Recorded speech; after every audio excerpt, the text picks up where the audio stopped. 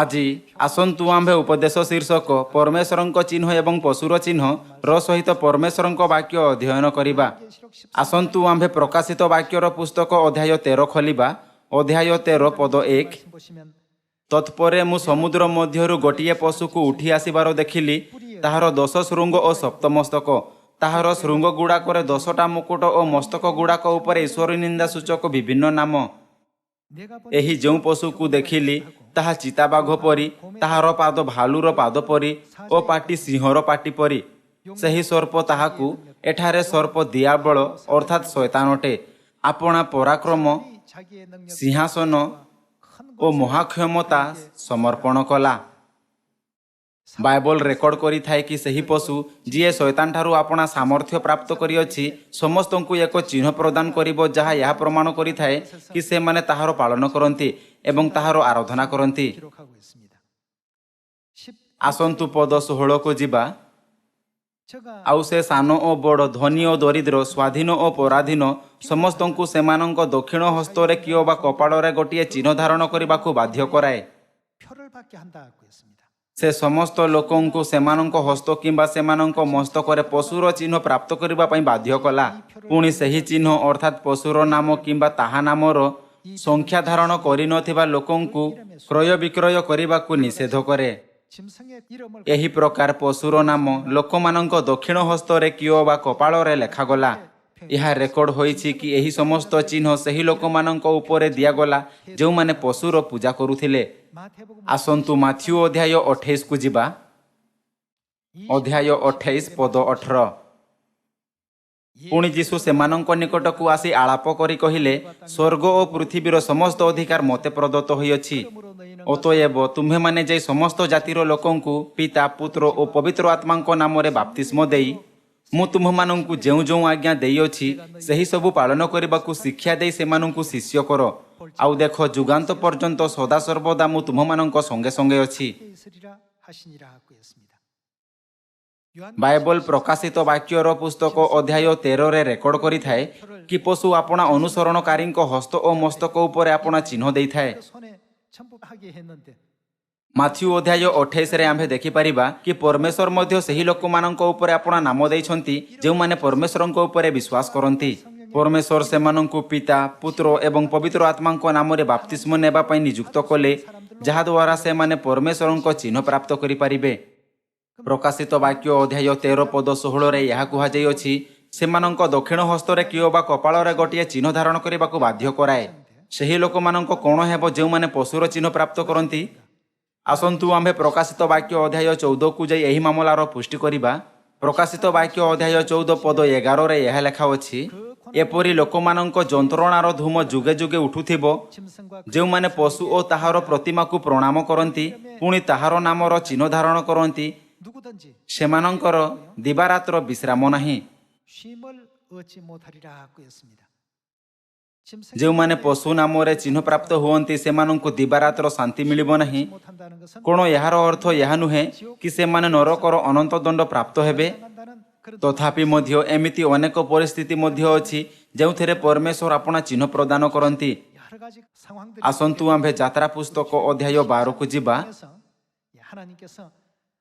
ଆସନ୍ତୁ ଦେଖିବା କି ପରମେଶ୍ୱର କିପରି ଆପଣା ଲୋକମାନଙ୍କୁ ପରମେଶ୍ୱରଙ୍କ ଚିହ୍ନ ଦିଅନ୍ତି ଆଉ କିପରି ପଶୁର ଚିହ୍ନ ମାନବ ଜାତିକୁ ପ୍ରଦାନ କରାଯିବ। ଯାତ୍ରା ପୁସ୍ତକ ସମୟରେ ପରମେଶ୍ୱରଙ୍କ ଲୋକ ପରମେଶ୍ୱରଙ୍କ ବହୁମୂଲ୍ୟ ଚିହ୍ନ ପ୍ରାପ୍ତ କଲେ। ଆସନ୍ତୁ ଯାତ୍ରା ପୁସ୍ତକ ଅଧ୍ୟାୟ 12କୁ ଯିବା। ଅଧ୍ୟାୟ 12 ପଦ 11। ଏହି ପ୍ରକାରେ ତୁମ୍ଭେମାନେ ତାହା ଭୋଜନ କରିବ, ଅର୍ଥାତ୍ କଟିବନ୍ଧନ କରି ପାଦରେ ପାଦୁକା ଦେଇ ହସ୍ତରେ ଯଷ୍ଟି ଘେନି ଚଞ୍ଚଳ ତାହା ଭୋଜନ କରିବ। ଏହା ସଦାପ୍ରଭୁଙ୍କର ନିସ୍ତାର ପର୍ବ। ଯେହେତୁ ଆମ୍ଭେ ଆଜି ରାତ୍ରି ମିଶର ଦେଶର ମଧ୍ୟ ଦେଇ ଯାଇ ମିଶର ଦେଶସ୍ଥ ମନୁଷ୍ୟ ଓ ପଶୁର ସମସ୍ତ ପ୍ରଥମ ଜାତକୁ ସଂହାର କରିବା, ପୁଣି ମିଶ୍ରୀୟ ସମସ୍ତ ଦେବତାର ବିଚାର କରି ଦଣ୍ଡ ଦେବା ଆମ୍ଭେ ସଦାପ୍ରଭୁ। ଏଣୁକରି ତୁମ୍ଭେମାନେ ଯେଉଁ ଯେଉଁ ଗୃହରେ ଥାଅ ସେହି ଗୃହରେ ସେହି ରକ୍ତ କ'ଣ ହେବ? ସେହି ରକ୍ତ ଚିହ୍ନ ସ୍ୱରୂପେ ରହିବ। ଅନ୍ୟ ଶବ୍ଦରେ ଏହା ପରମେଶ୍ୱରଙ୍କ ଚିହ୍ନ ରୂପେ କାର୍ଯ୍ୟ କରିବ। ଆସନ୍ତୁ ଆମ୍ଭେ ଦେଖିବା କି ଚିହ୍ନ କ'ଣ ଅଟେ, ଅର୍ଥାତ୍ ସେହି ରକ୍ତ ଦେଖିଲେ ତୁମ୍ଭମାନଙ୍କୁ ଛାଡ଼ି ଆଗକୁ ଯିବା। ସଂହାରକ ଆଘାତ ତୁମ୍ଭମାନଙ୍କ ପ୍ରତି ଘଟିବ ନାହିଁ। ପରମେଶ୍ୱର ସେହି ଲୋକମାନଙ୍କ ବିଷୟରେ କ'ଣ କହିଲେ ଯେଉଁମାନେ ନିସ୍ତାର ପର୍ବର ମେଷଶାବକଙ୍କ ରକ୍ତକୁ द्वारर दुई बाजुबंध और कपाड़ी उपरे लगैले। परमेश्वर इस्राएलियों मानंकु निस्तार पर्वर मेष शाबकर रक्त को द्वारर दुई बाजुबंध और कपाड़ी उपरे लगैबार आज्ञा देले। यह द्वारा कौन से सोनारक स्वर्गदूत मानंकु यह जानिबाकु देले नाही कि परमेश्वरंक समान और ताहांक उपरे विश्वास करुथुवा परमेश्वरंक लोक केउठी रहंती। ताहा चिन्ह स्वरूप हेबो, अर्थात आम्भे सही रक्त देखिले तुम मानंकु छाड़ी जिबा, तेबे सही विपत्ति तुम्भ उपरे आसीबो नाही और तुम्भे विनष्ट हेबो नाही। पुणी सही लोक मानंक विषय रे कोन जेउ मानंक पाखरे चिन्ह नथिला, यह कही थाए कि मिस्रर समस्त गृह रे कोन मनुष्य कोन पशु जनकु मध्य छाड़िबा बिना समस्त प्रथम जात को विनष्ट करागला। एही घटना द्वारा जहाँ 3500 वर्ष पूर्व यात्रा पुस्तक अध्याय 12 रे घटित हैला, आम्भे निस्तार पर्वर शक्ति को देखिपारिबा जेबे परमेश्वर अपना लोक मानंक संपूर्ण रूपे सुरक्षा कले। कोण परमेश्वर यह देखैबा पई कि परमेश्वरंक लोक केउठी रहंती एही नियम को अपना लोकंक सहित एक चिन्ह रूपे देले नाही। परमेश्वर कहिले सही गृह को विनष्ट करिबो नाही जहार द्वारर दुई बाजुबंध और कपाड़ी उपरे रक्त अछि, किंतु सही समस्त गृह को विनष्ट करो जहा उपरे निस्तार पर्वर मेष शाबकंक रक्त नाही। गोटिए चिन्हर एते महत्वपूर्ण अर्थ अछि। परमेश्वर अपना चिन्हर उपयोग करंती, किंतु शैतान मध्य अपना चिन्हर उपयोग करिथाए। जो मानंक पाखरे शैतानर चिन्ह अछि, जदिओ ताहा केते लोकंक पाखरे थाउना काहेकि गंधक द्वारा प्रज्वलित नरकरे जंत्रणा भोग करिवे एवं सेमानंकु दिबारात्र शांति मिलिबो नाही। किंतु परमेश्वर सेमानंकु जो मानंक पाखरे परमेश्वरंक चिन्ह अछि परित्राण देबा एवं समस्त विपत्तिरु सेमानंक रक्षा करिबार प्रतिज्ञा करिसंती। वर्तमान आसंतु आम्भे यात्रा पुस्तक अध्याय 13 को जिबा। जेबे आम्भे अध्याय 13 पद 8 पढ़ी थाउ तेबे यह लेखा अछि, पुणी सही दिन तुम्भे अपना पुत्र को जनइब मिस्र ठारू आम्भे बाहर हेबा बेले सदाप्रभु आम्भ प्रति जे जे कर्म करिथिले सही सबुर स्मरण निमंते यह हुए। पुणी सदाप्रभुंक व्यवस्था जेपरि तुम्भ मुखरे रहिबो एथिपई यह चिन्ह स्वरूपे तुम्भ हस्तरे। एठारे परमेश्वर सेमानंकु कोण करिबाकु आज्ञा देले। परमेश्वर कहिले कि ताहा सेमानंक पई एक चिन्ह स्वरूप हेबो ओ स्मरणर उपाय स्वरूप तुम्भ चक्षुद्वयर मध्यस्थान रहिबो, जेहेतु सदाप्रभु पराकांत हस्त द्वारा मिस्र ठारू तुम्भकु बाहर करि आनी अछंती। ए हेतु समयानुसारे तुम्भे प्रति वर्ष एही विधि पालन करिबो। एथिपई परमेश्वर निस्तार पर्व को परमेश्वर और ताहांक लोकमानंक मध्यरे नियमर चिन्ह स्वरूपे देले, जहा द्वारा से सेमानंकु विपत्तरु रक्षा करिबार प्रतिज्ञा कले। नियमर चिन्ह निस्तार पर्व आम्भ उपरे केउठी लगा जिबा उचित। प्रकाशित वाक्य अध्याय 7 रे विपत्तिरु रक्षा पाइबार एक चिन्ह अटे, जहा आम्भ कपाଳରେ लगा जाई अछि। अध्याय 7 पद 1। तत्परे मु देखिली पृथ्वी की समुद्र की कौनसी वृक्ष उपरे जेपरि वायु न बहे, एथि निमंते पृथ्वीर चारि कोणरे 4 जण दूत ठिया होई पृथ्वीर चारि वायु को अटकाई धरि अछंती। पुणी मु आउ जणे दूतंकु पूर्व दिगरु उठी आसिबार देखिली, ताहांक हस्तरे जीवित ईश्वरंकर मुद्रा थिला। पृथ्वी और समुद्रर क्षति करिबा निमंते क्षमता प्राप्त सही 4 दूतंकु से उच्च स्वरे डाकी कहिले, आम्भे माने आपणा मानंक ईश्वरंकर दास मानंक कपाଳରେ मुद्रांकन देबा पर्यंत तुम्हे माने पृथ्वी कियो बा समुद्र कियो बा वृक्ष समूहर क्षति कर नाही। एठारे क्षति कर नाही र अर्थ कि विपत्ति सेमानंक उपरे दिया जिवो नाही। परमेश्वर कहा द्वारा आज्ञा देले कि ताहांक लोकमानंक उपरे विपत्ति आसीबो नाही। परमेश्वर आपणा लोकमानंक कपाଳରେ मुद्रांक दियंती। कोण मुद्रांकर तुलना चिन्ह सहित करा जाय परिबो नाही। परमेश्वर आपणा लोकमानंक उपरे आपणा चिन्ह दैछंती। यह काहार चिन्ह अटे? यह परमेश्वरंक चिन्ह अटे। अन्य शब्द रे यह परमेश्वरंक मुद्रांक अटे। एही मुद्रांक कौनसी व्यक्ति किंबा कंपानीर अध्यक्ष ठारू आसी नाही। परमेश्वरंक एही मुद्रांक पूर्वरु आसी अछि, जेउठु सूर्य उदय होइथाए। आउ यहाकु परमेश्वरंक लोक परमेश्वरंक दासमानंक कपाଳରେ लगाजिबो। जो प्रकार परमेश्वर वर्तमान आपणा लोकमानंक उपरे जत्न सहकारे मुद्रांक दैछंती, सही प्रकार शैतान मध्य समस्त मानव जाति उपरे जत्नपूर्वक पशुर चिन्ह लगाउअछि। आम्भकु पशुर चिन्ह नाही, मात्र परमेश्वरंक चिन्ह मिलिअछि। समस्त लोक यह स्वयं ठारे एक अद्भुत एवं आनंदमय आशीर्वाद अटे। वर्तमान शैतान समस्त मानव जाति उपरे आपणा चिन्ह लगैबा पई कठिन परिश्रम करूअछि। से ख्रिसमस एवं रविवार आराधना माध्यम रे मानव जाति उपरे आपणा चिन्ह लगाउअछि। यह कुहा जाइअछि कि एही जुगरे परमेश्वर सही लोक माननकु स्वीकार करिबा पई ଯେଉଁମାନେ ନିସ୍ତାର ପର୍ବ ଓ ପରମେଶ୍ୱରଙ୍କ ଆଜ୍ଞାଗୁଡ଼ିକର ପାଳନ କରିବା ଦ୍ୱାରା ତାହାଙ୍କ ଲୋକ ହୋଇଛନ୍ତି, ଆପଣା ପବିତ୍ର ନାମର ସହିତ ଆପଣା ମୁଦ୍ରାଙ୍କ ଲଗାନ୍ତି। ପୁଣି ମୁଁ ଆଉ ଜଣେ ଦୂତଙ୍କୁ ପୂର୍ବ ଦିଗରୁ ଉଠି ଆସିବାର ଦେଖିଲି। ତାହାଙ୍କ ହସ୍ତରେ ଜୀବିତ ଈଶ୍ୱରଙ୍କର ମୁଦ୍ରା ଥିଲା। ପୃଥିବୀ ଓ ସମୁଦ୍ରର କ୍ଷତି କରିବା ନିମନ୍ତେ କ୍ଷମତା ପ୍ରାପ୍ତ ସେହି 4 ଦୂତଙ୍କୁ ସେ ଉଚ୍ଚ ସ୍ୱରରେ ଡାକି କହିଲେ, ଆମ୍ଭେମାନେ ଆପଣମାନଙ୍କ ଈଶ୍ୱରଙ୍କର ଦାସମାନଙ୍କ କପାଳରେ ମୁଦ୍ରାଙ୍କ ନ ଦେବା ପର୍ଯ୍ୟନ୍ତ ତୁମ୍ଭେମାନେ ପୃଥିବୀ କିଏ ବା ସମୁଦ୍ର କିଏ ବା ବୃକ୍ଷ ସମୂହର କ୍ଷତି କର ନାହିଁ। ଏହି ଲୋକମାନଙ୍କୁ କେବେ ଆଘାତ କରିବ ନାହିଁ। ଏହି ମୁଦ୍ରାଙ୍କ ପ୍ରାପ୍ତ କରିବା ପରେ ବାୟୁ ଛାଡ଼ିଯିବା ପରେ ମଧ୍ୟ ପରମେଶ୍ୱରଙ୍କ ଲୋକଙ୍କ ରକ୍ଷା କରାଯାଇପାରିବ। ଏଠାରେ ଏହା କହିଥାଏ, ସେମାନଙ୍କ କପାଳରେ ମୁଦ୍ରାଙ୍କ ଦିଅ। ପୁରାତନ ନିୟମରେ ଜିହିଜିକଲ ଅଧ୍ୟାୟ 9 ମଧ୍ୟ ସେମାନଙ୍କ କପାଳରେ ମୁଦ୍ରାଙ୍କ ଦେବାର ଉଲ୍ଲେଖ କରିଥାଏ। ଅଧ୍ୟାୟ 9 ପଦ 3। ପୁଣି ଇସ୍ରାଏଲର ପରମେଶ୍ୱରଙ୍କର ପ୍ରତାପ ଯେଉଁ କିରୁବର ଉପରେ ଥିଲା, ତାହା ତାହାଠାରୁ ଉଠି ଗୃହର ଏରୁଣ୍ଡି ନିକଟକୁ ଯାଇଥିଲା। ଆଉ ସେ ସେହି ଶୁକ୍ଳ ବସ୍ତ୍ର ପରିହିତ ଓ ପାର୍ଶ୍ୱରେ ଲେଖକର କାଳି ଘଡ଼ିଧାରୀ ପୁରୁଷକୁ ଡାକିଲେ। ପୁଣି ସଦାପ୍ରଭୁ ତାହାକୁ କହିଲେ, ତୁମ୍ଭେ ନଗରର ମଧ୍ୟ ଦେଇ ଜେରୁସାଲମର ମଧ୍ୟ ଦେଇ ଯାଅ ଓ ତହିଁ ମଧ୍ୟରେ କୃତ ସକଳ ଘୃଣାଯୋଗ୍ୟ କ୍ରିୟା ସକାଶୁ ଯେଉଁ ଲୋକମାନେ ଦୀର୍ଘ ନିଶ୍ୱାସ ଛାଡ଼ନ୍ତି ଓ କାତରୋକ୍ତି କରନ୍ତି, ସେମାନଙ୍କର କପାଳରେ ଚିହ୍ନ ଦିଅ। ଏହି ଲୋକମାନେ ଘୃଣିତ କାର୍ଯ୍ୟ କରିବାରୁ ବିଳାପ କଲେ ଏବଂ ଚିନ୍ତା କଲେ, କ'ଣ ଏମିତି କରିବା ବାସ୍ତବରେ ଠିକ୍ ଅଟେ? ପରମେଶ୍ୱର ଏହି ଲୋକମାନଙ୍କ କପାଳରେ ଏକ ଚିହ୍ନ ଲଗାଇବାର ଆଦେଶ ଦେଲେ। ପରମେଶ୍ୱର ସେମାନଙ୍କ କପାଳରେ ଏକ ଚିହ୍ନ ଦେବାର ଆଜ୍ଞା ଦେଲେ, ଯେମିତିକି ପ୍ରକାଶିତ ବାକ୍ୟ ଅଧ୍ୟାୟ 7ରେ ରେକର୍ଡ ଅଛି। ଆସନ୍ତୁ ଆମ୍ଭେ ପଦ 5 ଦେଖିବା।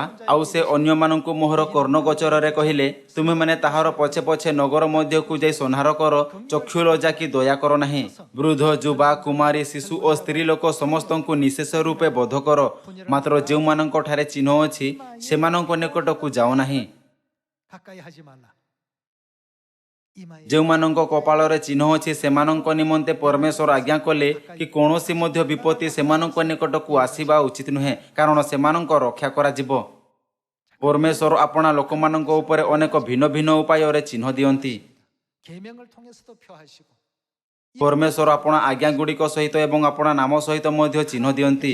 ସେ ବିଭିନ୍ନ ଉପାୟରେ ଆପଣା ଲୋକମାନଙ୍କ ଉପରେ ପରମେଶ୍ୱରଙ୍କ ଚିହ୍ନ ଦିଅନ୍ତି। ପ୍ରକାଶିତ ବାକ୍ୟ ଅଧ୍ୟାୟ 13 ଅନୁସାରେ ପଶୁ ଆପଣା ଆଜ୍ଞାଗୁଡ଼ିକ ଦ୍ୱାରା ଏବଂ ଆପଣା ନାମର ସହିତ ମାନବ ଜାତି ଉପରେ ଆପଣା ଚିହ୍ନ ଲଗାଇଥାଏ। ପଶୁ ଆପଣା ଲୋକମାନଙ୍କ ଉପରେ ଚିହ୍ନ ଦେବା ନିମନ୍ତେ ବିଭିନ୍ନ ଯୁକ୍ତିଗୁଡ଼ିକର ଉପଯୋଗ କରୁଅଛି। ବିଶ୍ରାମ ଦିନ ଏବଂ ସେହି ପର୍ବଗୁଡ଼ିକ ବିଷୟରେ ଯାହାକୁ ଆଜି ଆମ୍ଭେ ପାଳନ କରୁଅଛୁ, ଅନ୍ୟ ଲୋକମାନେ ଚିନ୍ତା କରିପାରନ୍ତି, କ'ଣ ସମସ୍ତ ଆରାଧନା ଗୁଡ଼ିକ ଏକ ସମାନ ନୁହେଁ? ସେମାନେ ଏହାକୁ ହାଲୁକାରେ ନିଅନ୍ତି। କିନ୍ତୁ ପରମେଶ୍ୱର କହିଲେ କି ଆଜି ମଧ୍ୟ ଏହି ସମୟ ସେ ସିଓନରେ ସେହି ଲୋକମାନଙ୍କୁ ଆପଣା ସନ୍ତାନଙ୍କ ରୂପେ ନିଯୁକ୍ତ କରିବେ, କାରଣ ସେମାନେ ପର୍ବ ଏବଂ ବିଶ୍ରାମ ଦିନ ପାଳନ କରନ୍ତି। କ'ଣ ଏଥିପାଇଁ ଜିହିଜିକଲ ପୁସ୍ତକ ଅଧ୍ୟାୟ 20ରେ ଏହା ବ୍ୟାଖ୍ୟା କରାଯାଇ ନାହିଁ କି ବିଶ୍ରାମ ଦିନ ମଧ୍ୟ ପରମେଶ୍ୱରଙ୍କ ଏକ ଚିହ୍ନ ଅଟେ? ଅଧ୍ୟାୟ 20 ପଦ 12। ଆହୁରି ମଧ୍ୟ ଆମ୍ଭେ ଯେ ସେମାନଙ୍କର ପବିତ୍ରକାରୀ ସଦାପ୍ରଭୁ ଅଟୁ, ଏହା ଯେପରି ସେମାନେ ଜାଣିବେ, ଏଥିପାଇଁ ଆମ୍ଭର ଓ ସେମାନଙ୍କ ମଧ୍ୟରେ କ'ଣ ହେବ? ଚିହ୍ନ ସ୍ୱରୂପ ହେବା ନିମନ୍ତେ ଆମ୍ଭେ ଆପଣାର ବିଶ୍ରାମ ଦିନ ସକଳ ସେମାନଙ୍କୁ ଦେଲୁ। ଏହା କହିଥାଏ କି ପରମେଶ୍ୱର ସେମାନଙ୍କୁ ଏହା ଦେଖାଇବା ପାଇଁ ବିଶ୍ରାମ ଦିନର ନିୟମ ଦେଲେ କି ସେମାନେ ପରମେଶ୍ୱରଙ୍କ ଲୋକ ଅଟନ୍ତି ଏବଂ ପରମେଶ୍ୱର ସେମାନଙ୍କ ପରମେଶ୍ୱର ହେବେ। ଆସନ୍ତୁ ଆମ୍ଭେ ସେହି ଲୋକମାନଙ୍କ ମଧ୍ୟରେ ପ୍ରଭେଦକୁ ଦେଖିବା, ଯେଉଁମାନେ ପଶୁର ଚିହ୍ନ ପ୍ରାପ୍ତ କରିଛନ୍ତି ଏବଂ ଯେଉଁମାନେ ପରମେଶ୍ୱରଙ୍କ ଚିହ୍ନ ପ୍ରାପ୍ତ କରିଛନ୍ତି। ପର୍ବଗୁଡ଼ିକ, ବିଶ୍ରାମ ଦିନ, ପରମେଶ୍ୱରଙ୍କ ସମସ୍ତ ଆଜ୍ଞା, ପବିତ୍ର ଆତ୍ମାଙ୍କ ଯୁଗରେ ପରମେଶ୍ୱରଙ୍କ ନୂତନ ନାମ ଓ ନୂତନ ଜେରୁସାଲେମଙ୍କ ନାମର ଅର୍ଥ କ'ଣ ଅଟେ? ପରମେଶ୍ୱର ସେହି ଲୋକମାନଙ୍କୁ ଯେଉଁମାନଙ୍କ ପାଖରେ ପରମେଶ୍ୱରଙ୍କ ମୁଦ୍ରାଙ୍କ ଅଛି ସେହି ଲୋକମାନଙ୍କ ଠାରୁ ଭିନ୍ନ କରିଥାଏ, ଯେଉଁମାନଙ୍କ ପାଖରେ ପରମେଶ୍ୱରଙ୍କ ମୁଦ୍ରାଙ୍କ ନାହିଁ। ଏହା ଦ୍ୱାରା ଦେଖାଯାଇପାରିବ କି କିପରି ସେ ମିଶରରେ ସେହି ଗୃହଗୁଡ଼ିକୁ ଯେଉଁମାନଙ୍କ ପାଖରେ ନିସ୍ତାର ପର୍ବର ମେଷଶାବକଙ୍କ ରକ୍ତ ଥିଲା, ସେହି ଗୃହଠାରୁ ଭିନ୍ନ କଲେ ଯେଉଁମାନଙ୍କ ପାଖରେ ନଥିଲା। ପରମେଶ୍ୱର ଗୋଟିଏ ପଟେ ଦଣ୍ଡ ଦେଲେ ଏବଂ ଅନ୍ୟ ପଟେ ପରିତ୍ରାଣର ଅନୁଗ୍ରହ। ଯେହେତୁ ମିଶର ଏହି ପାପମୟ ସଂସାରକୁ ସଂକେତ କରିଥାଏ, ଏଥିପାଇଁ ଶେଷ ବିଚାର ଦିନରେ ଏମିତି ଲୋକ ହେବେ ଯେଉଁମାନଙ୍କ ପାଖରେ ପରମେଶ୍ୱରଙ୍କ ଚିହ୍ନ ହେବ ଏବଂ ଏମିତି ଲୋକ ହେବେ ଯେଉଁମାନଙ୍କ ପାଖରେ ପଶୁର ଚିହ୍ନ ହେବ। ଏହି ପ୍ରକାର ଯେଉଁମାନଙ୍କ ପାଖରେ ପରମେଶ୍ୱରଙ୍କ ଚିହ୍ନ ଅଛି ସେମାନେ ପରିତ୍ରାଣର ଅନୁଗ୍ରହ ପ୍ରାପ୍ତ କରିବେ ଏବଂ ଯେଉଁମାନଙ୍କ ପାଖରେ ପଶୁର ଚିହ୍ନ ଅଛି ସେମାନଙ୍କୁ ଅନନ୍ତ ନରକରେ ପକାଇ ଦିଆଯିବ। ଆମ୍ଭେ ନିଶ୍ଚିତ କରିପାରିବା କି ପରମେଶ୍ୱର ଏହି ଦୁଇ ସମୂହକୁ ଭିନ୍ନ କରନ୍ତି ଏବଂ ବିଭାଜିତ କରନ୍ତି। ଆସନ୍ତୁ ଆମ୍ଭେ ପ୍ରକାଶିତ ବାକ୍ୟର ପୁସ୍ତକ ଅଧ୍ୟାୟ 19 ପଦ 19କୁ ଯିବା। ପରେ ମୁଁ ପଶୁକୁ ଏବଂ ପୃଥିବୀର ରାଜାମାନଙ୍କୁ ଓ ସେମାନଙ୍କର ସୈନ୍ୟବାହିନୀ କି ସେହି ଅଶ୍ୱାରୋହୀ ଓ ତାହାଙ୍କ ସୈନ୍ୟବାହିନୀଙ୍କ ସହିତ ଯୁଦ୍ଧ କରିବା ନିମନ୍ତେ ଏକତ୍ର ହୋଇଥିବାର ଦେଖିଲି। ସେଥିରେ ସେହି ପଶୁ ଧରା ପଡ଼ିଲା। ଆଉ ଯେଉଁ ଭଣ୍ଡ ଭାବବାଦୀ ତାହାର ସାକ୍ଷାତରେ ଆଶ୍ଚର୍ଯ୍ୟ କର୍ମ ସବୁ କରି ତଦ୍ୱାରା ପଶୁର ମୁଦ୍ରାଙ୍କ ପ୍ରାପ୍ତ ଲୋକମାନଙ୍କୁ ଓ ତାହାର ପ୍ରତିମା ପୂଜକମାନଙ୍କୁ ଭ୍ରାନ୍ତ କରିଥିଲା, ସେ ମଧ୍ୟ ତାହାର ସଙ୍ଗରେ ଧରା ପଡ଼ିଲା। ସେମାନେ ଉଭୟ ଜୀବିତ ଅବସ୍ଥାରେ ଗନ୍ଧକ ପ୍ରଜ୍ୱଳିତ ହ୍ରଦରେ ନିକ୍ଷିପ୍ତ ହେଲେ। ଅବଶିଷ୍ଟ ଲୋକେ ସେହି ଅଶ୍ୱାରୋହୀଙ୍କ ମୁଖ ନିର୍ଗତ ଖଡ଼୍ଗ ଦ୍ୱାରା ହତ ହେଲେ। ସେଥିରେ ସମସ୍ତ ପକ୍ଷୀ ସେମାନଙ୍କର ମାଂସ ଭୋଜନ କରି ପରିତୃପ୍ତ ହେଲେ। ଯେଉଁମାନଙ୍କ ପାଖରେ ପଶୁର ଚିହ୍ନ ଅଛି ସେମାନଙ୍କ ଶେଷ ପରିଣାମ କ'ଣ ହେବ? ଯେଉଁମାନେ ସେମାନଙ୍କୁ ଭ୍ରମିତ କଲେ ତାହାଙ୍କ ଉପରେ ସେହି ପଶୁର ଚିହ୍ନ ଥିଲା ଏବଂ ତାହାର ପ୍ରତିମାକୁ ପୂଜା କରନ୍ତି, ସେମାନେ ଜୀବିତ ଅବସ୍ଥାରେ କେଉଁଠିକୁ ନିକ୍ଷିପ୍ତ କରାଯିବେ? ସେମାନଙ୍କୁ ଅଗ୍ନିଗର୍ତ୍ତରେ ଯାହା ଗନ୍ଧକ ଦ୍ୱାରା ପ୍ରଜ୍ୱଳିତ ନିକ୍ଷିପ୍ତ କରାଯିବ। ଏହା ସେମାନଙ୍କ ଶେଷ ପରିଣାମ ହେବ। ସେମାନେ ସମସ୍ତେ ନରକର ଦଣ୍ଡ ଭୋଗିବାକୁ ନିଯୁକ୍ତ ଅଛନ୍ତି। ଆସନ୍ତୁ ଅଧ୍ୟାୟ 13କୁ ଯିବା। ଅଧ୍ୟାୟ 13 ପଦ 6। ସେଥିରେ ସେ ମୁଖ ଫିଟେଇ ଈଶ୍ୱର ନିନ୍ଦାର କଥା କହି ତାହାଙ୍କ ନାମ ଓ ତାହାଙ୍କ ତମ୍ବୁ ପୁଣି ସ୍ୱର୍ଗ ନିବାସୀମାନଙ୍କର ନିନ୍ଦା କଲା।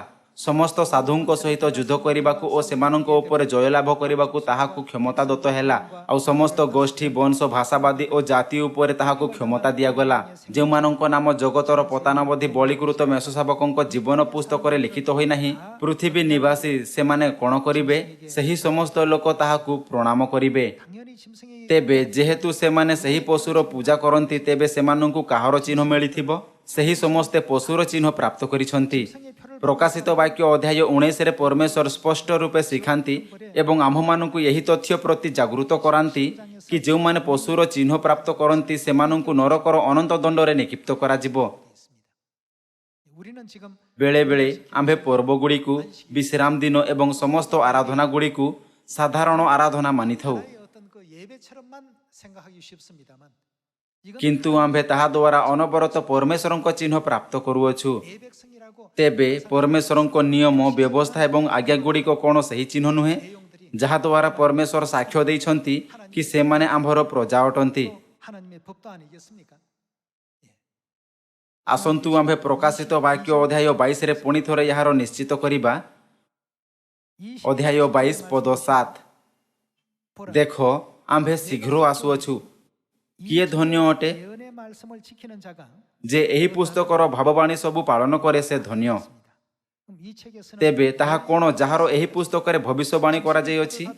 ଏହି ପୁସ୍ତକ ବାଇବଲ ଆମ୍ଭକୁ ଶିଖାଇଥାଏ କି ଆମ୍ଭେ ପଶୁର ଚିହ୍ନ ପ୍ରାପ୍ତ କରିଥାଉ, ତେବେ ଆମ୍ଭେ ଯୁଗାନ୍ତ ପର୍ଯ୍ୟନ୍ତ ଯନ୍ତ୍ରଣା ଭୋଗିବା, ଏବଂ ଏହା ମଧ୍ୟ କି ଯେବେ ଆମ୍ଭେ ପରମେଶ୍ୱରଙ୍କ ଚିହ୍ନ ପ୍ରାପ୍ତ କରିବା ତେବେ ଆମ୍ଭେ ରକ୍ଷା ପ୍ରାପ୍ତ ହେବୁ, ହଁ ନା? ପ୍ରକାଶିତ ବାକ୍ୟ ଅଧ୍ୟାୟ 7 ଅନୁସାରେ ପରମେଶ୍ୱର ଆପଣା ମୁଦ୍ରାଙ୍କ କେଉଁଠି ଦେବେ? କ'ଣ ଏହା କୁହାଯାଇ ନାହିଁ କି ଏହା ପରମେଶ୍ୱରଙ୍କ ଦାସମାନଙ୍କ କପାଳରେ ଦିଆଯିବ? ତେବେ ଯେହେତୁ ଏହା ପରମେଶ୍ୱରଙ୍କ ମୁଦ୍ରାଙ୍କ ଅଟେ, ଏଥିପାଇଁ ପରମେଶ୍ୱରଙ୍କ ମୁଦ୍ରାଙ୍କ ଉପରେ କାହାର ନାମ ଲେଖା ଥିବା ଦରକାର? ମୋର ମୁଦ୍ରାଙ୍କ ଉପରେ ମୋର ନାମ ଲିପିବଦ୍ଧ ଅଛି। ଆପଣଙ୍କ ମୁଦ୍ରାଙ୍କରେ କାହାର ନାମ ଲିପିବଦ୍ଧ ଅଛି? ସେଥିରେ ଆପଣଙ୍କ ନାମ ଲିପିବଦ୍ଧ ଅଛି। ପରମେଶ୍ୱରଙ୍କ ମୁଦ୍ରାଙ୍କ ଉପରେ ପରମେଶ୍ୱରଙ୍କ ନାମ ଲେଖା ଅଛି।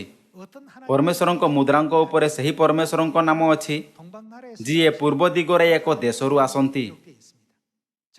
ଅନ୍ୟ ଶବ୍ଦରେ, ଏହା ପୁତ୍ରଙ୍କ ଯୁଗରେ ପରମେଶ୍ୱରଙ୍କ ନାମ ନୁହେଁ ଏବଂ ନାହିଁ ପିତାଙ୍କ ଯୁଗରେ ପରମେଶ୍ୱରଙ୍କ ନାମ ଅଟେ, ମାତ୍ର ଏହା ପବିତ୍ର ଆତ୍ମାଙ୍କ ଯୁଗରେ ପରମେଶ୍ୱରଙ୍କ ନାମ ଅଟେ।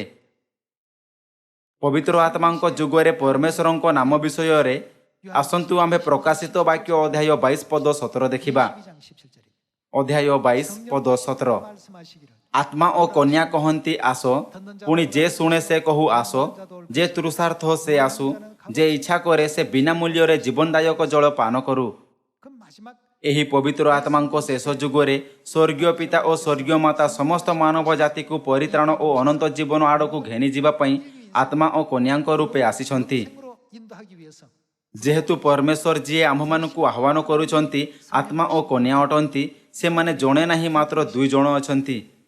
ଏଥିପାଇଁ ଆସନ୍ତୁ ଆମ୍ଭେ ପ୍ରକାଶିତ ବାକ୍ୟ ଅଧ୍ୟାୟ 3କୁ ଯିବା ଏବଂ ଦେଖିବା କି ଆମ୍ଭର କପାଳରେ ଲେଖାଯାଇଥିବା ନାମ ବିଷୟରେ ପରମେଶ୍ୱରଙ୍କ କେଉଁ ନାମ ବାଇବଲରେ ଲିପିବଦ୍ଧ ଅଛି।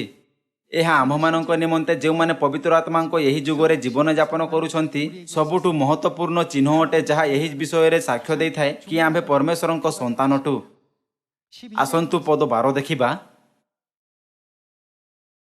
जे जय करे आम्भे ताहाकु आम्भर ईश्वरଙ୍କ ମନ୍ଦିରର ସ୍ତମ୍ଭ ସ୍ୱରୂପ କରିବୁ ଆଉ ସେ ସେଠାରୁ ବାହାରକୁ ଯିବ ନାହିଁ।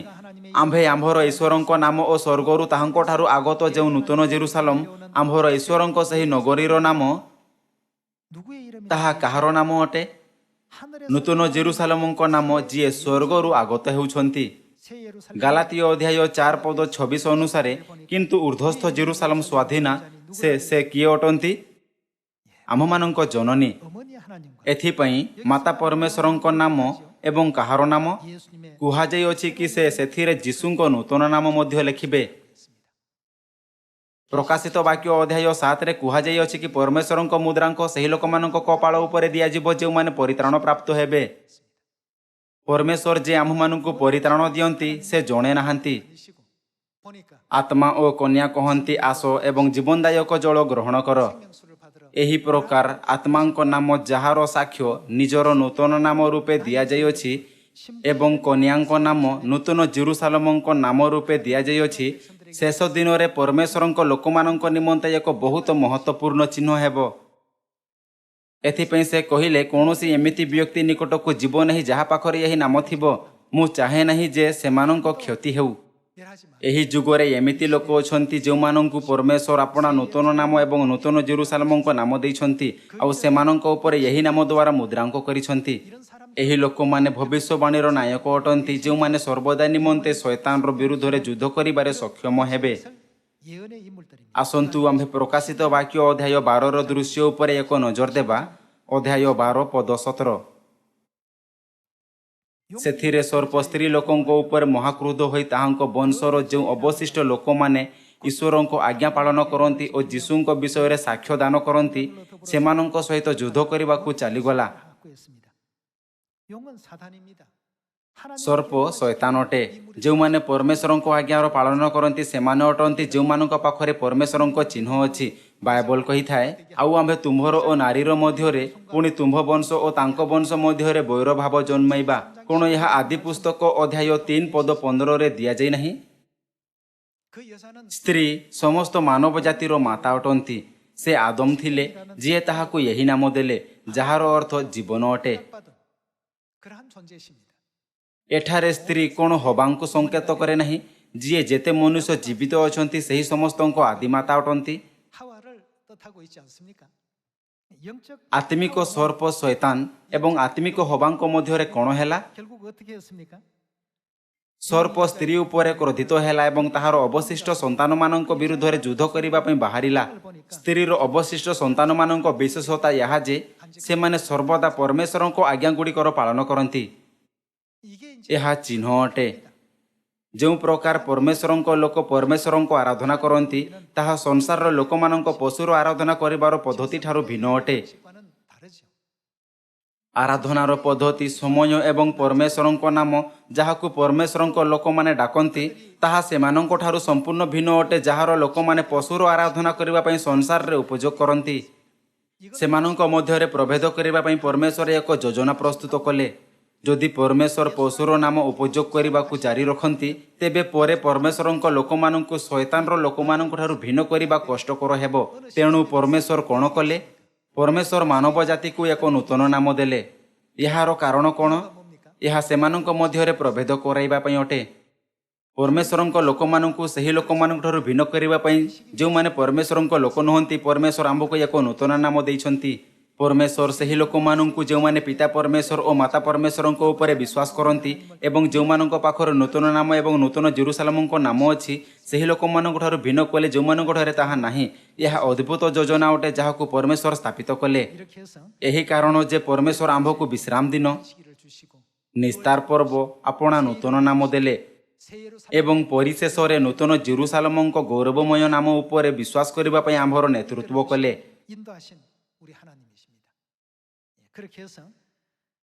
ସେହି ଲୋକମାନଙ୍କ ଠାରୁ ଯେଉଁମାନେ ଶୈତାନ ଠାରୁ ଚିହ୍ନ ପ୍ରାପ୍ତ କରିଛନ୍ତି ପରମେଶ୍ୱର କହିଲେ ସେମାନେ ଅଗ୍ନିଗର୍ତ୍ତରେ ଯୁଗାନ୍ତ ପର୍ଯ୍ୟନ୍ତ ଦୁଃଖ ଭୋଗ କରିବେ।